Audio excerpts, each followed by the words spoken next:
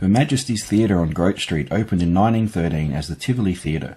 On opening night, William Fisher, a 33-year-old contractor, lost his life after falling from a height while securing a fireproof screen behind the curtain on stage. The full house of theatregoers heard the thud as his body hit the stage floor, but they thought nothing of it. Perhaps to them it was a piece of scenery behind the curtain falling. Mr. Fisher is said to have been haunting the theatre for over 100 years now. Reports of shadows, disembodied voices, and other strange goings-on.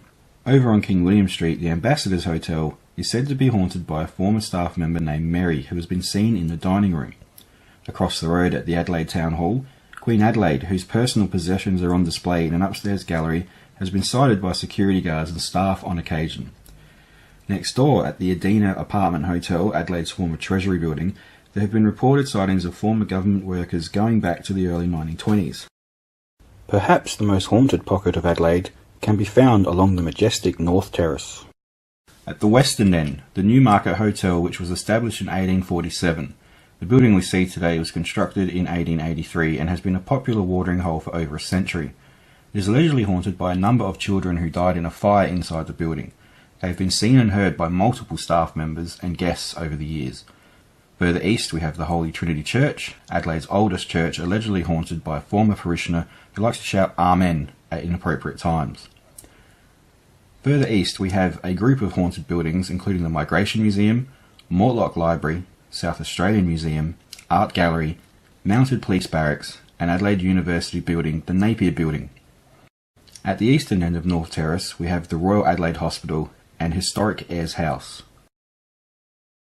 North Adelaide has its fair share of ghostly goings-on too, with the Calvary Hospital on Strangeways Terrace, the home to Adelaide's first reported ghost, the Grey Lady, thought to be Lady Guja, who died on the site in the early 1840s. Other haunted buildings include the former Channel 9 studios on Tint Street, which are alleged to be haunted by a World War I soldier named Charlie.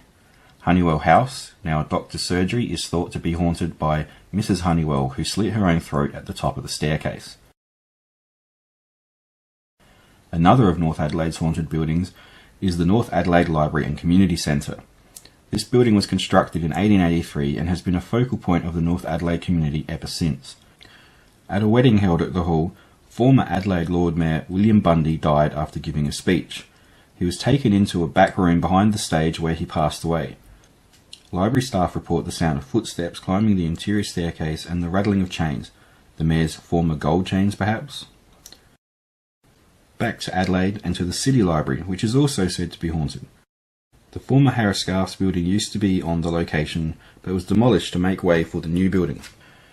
It is alleged that a spirit haunts the elevators and the hallways on level 3 of this building and has done so since a man shot himself in Harris Scarf's on this level in the mid-1970s. He has been seen and heard regularly since. So that is just a few of the haunted buildings in Adelaide and North Adelaide. Now I'm going to present to you my top 3 haunted buildings in Adelaide.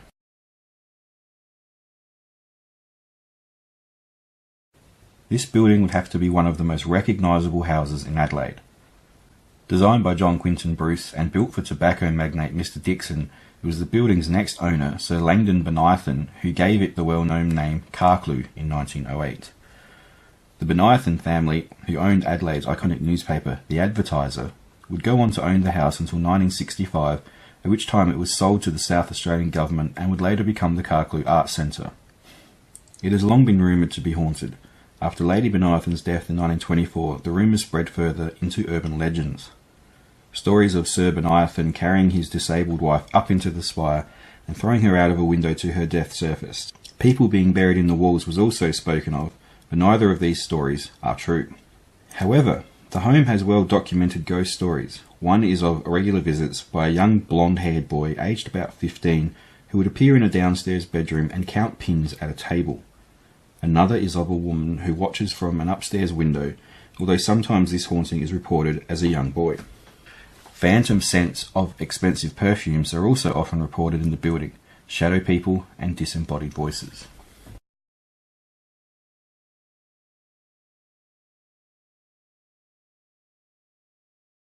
The Adelaide Arcade was built in 1885 on land previously occupied by Mr. Gay's Furniture Warehouse and Barker and Chambers Horse Bazaar. both of which were amongst casualties of a large inferno that destroyed not only their premises but that of many adjoining properties. The Adelaide and Gaze Arcade took only 5 months to build. It featured at the time Kapunda marble entrances, Carrara marble flooring, 49 shops, electric lighting, an underground tea room and Turkish baths. In 1887 an accident occurred in Shop 9, which at the time was the electrical generator room.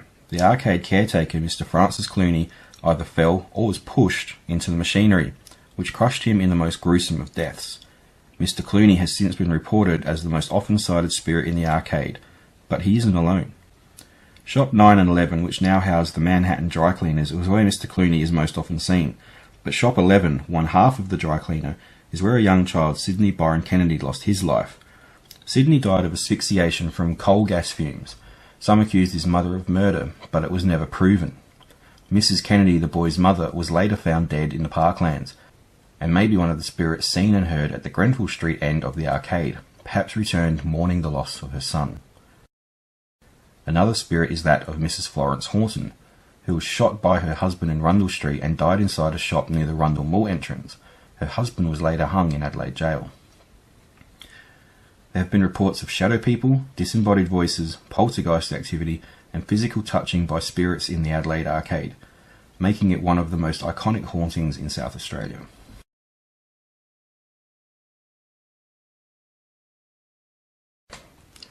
The Old Adelaide Jail is possibly the most haunted building in Adelaide. The jail opened on Christmas Eve 1841 with its first governor being William Baker Ashton. Ashton would later die in the office area above the Sallyport and entrance foyer. It is said that Ashton now haunts the jail and his heavy footsteps are often heard in the entry foyer and Sallyport, stomping through the offices above. There were 45 executions by hanging in the jail, and of those that died, many have returned to haunt the building. Sightings of the only female hung at Adelaide Jail, Elizabeth Woolcock, have happened in the Women's Yard. The hanging tower, where the last 4 executions took place, is said to be haunted by John Balaban. Former executioner Benjamin Ellis has also been sighted within the walls of the jail. An area that causes a lot of fear and paranoia for visitors is the Remand Building, which has had paranormal activity such as disembodied voices, phantom footsteps, and shadow people reported. The most haunted part of the Adelaide Jail is the new building, a wing that was built by prison labour in 1879, the A wing of which was used to execute 21 men, all of whom are buried nearby. In this section, people have reported being touched by unseen forces, being pushed, whispers, disembodied voices, shadow people, full-bodied apparitions, and genuine paranormal interaction. Paranormal interactions with executed prisoners, Frederick Carr and other notorious men have been recorded here, but it's not just the prisoners that haunt this wing. A former guard has been sighted on the upper level and even spoken to tour guides. There have also been reports of soldiers being seen here, which is in fact in line with known history as the jail was used during World War II as a military detention camp. The Old Adelaide Jail shut its doors in 1988, making it the longest continuously running jail in Australia. With 45 executions and over 200 recorded deaths from crime, suicide and disease, its reputation as Adelaide's most haunted building is probably well deserved.